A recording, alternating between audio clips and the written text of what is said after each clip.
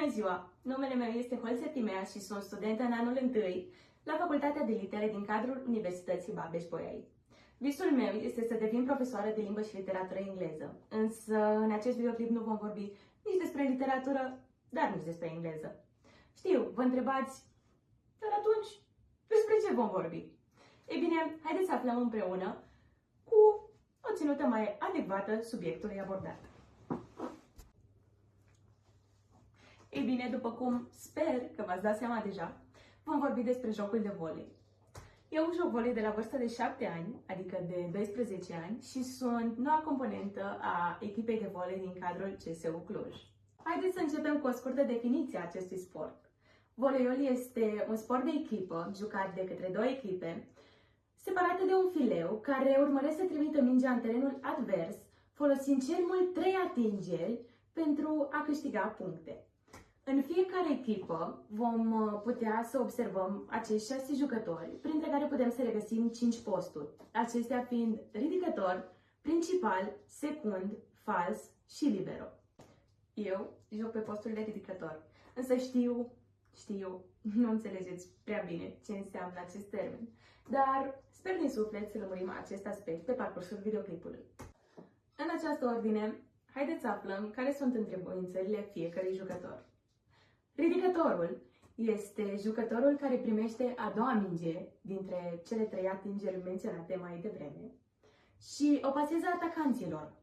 El coordonează atacul echipei, alegând rapid cui să paseze pentru a surprinde și respectiv a păcăli adversarul. Ridicătorul nu este cel mai apreciat post, dat fiind că nu este cel care marchează punctul, însă este cunoscut ca fiind creierul echipei și coordonatorul jocului. El este cel care face legătura între apărare, respectiv preluare, și atac. Principalul sau centrul este omul de bază al blocajului. Pe scurt, acesta realizează blocajul împotriva atacurilor adverse. El execută atacuri rapide din centru, se deplasează rapid pe fileu pentru a ajunge la blocaj și contribuie mai puțin la preluare și apărarea din spate. Însă centrul este de obicei cea mai înaltă persoană de pe teren cu cea mai bună săritură. Secundul sau extrema stângă are un rol complet, atât în atac cât și în apărare. Acesta execută atacuri din zona extremă stângă, participă la preluarea serviciului, ajută la blocaj pe margine și oferă stabilitate echipei în fazele dificile.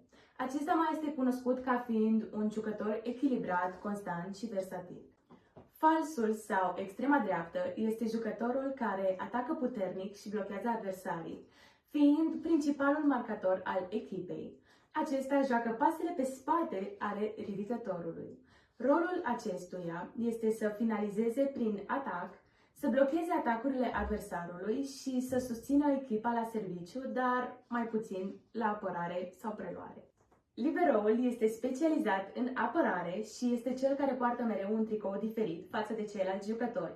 Acesta nu poate ataca și nu poate bloca, însă rolul acestuia este să primească serviciile adversarului, să salveze mingele de la sol, să asigure pase pentru atacatori și să mențină echipa în situații dificile.